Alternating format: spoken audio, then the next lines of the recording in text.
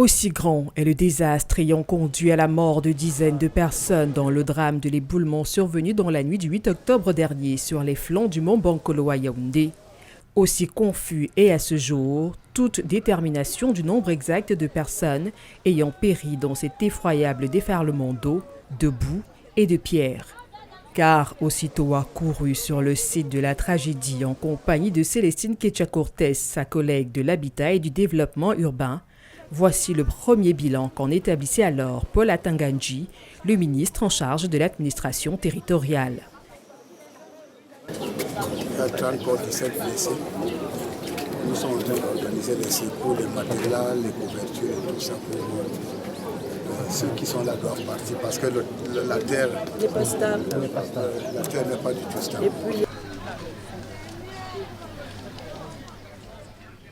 30 morts donc, disait le ministre, à brûle-pourpoint, sur le fracas de ces vies brisées et de ces regards perdus. 30 morts d'un bilan originellement invérifiable qui sont subitement devenus, quelques jours plus tard, un nombre bien inférieur dans une voltige alors chahutée par les concernés.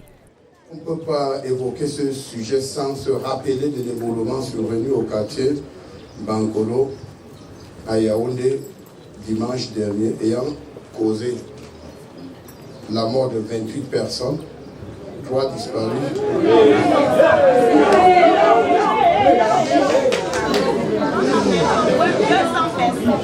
Je dis bien la mort ayant causé la mort de 28 personnes identifiées.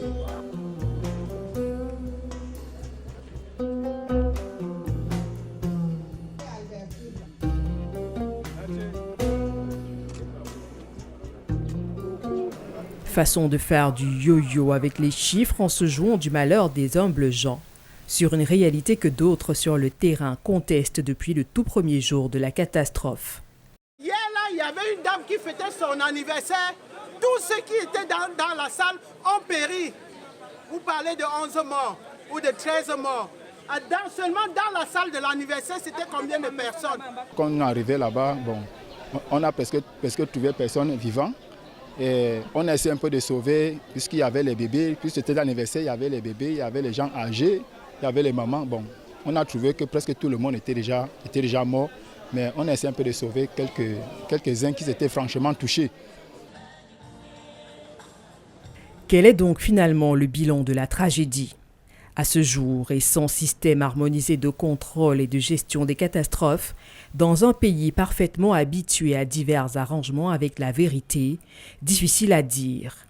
Il est ainsi du Cameroun d'avancer vers des lendemains construits sur des sables mouvants, cernés par ces demi-vérités et ces semi-mensonges qui ont aussi fini par constituer la part d'ombre sur laquelle est assis un récit national fait de tant de tâches, de tant de larmes, de tant de silence et de tant de lâcheté.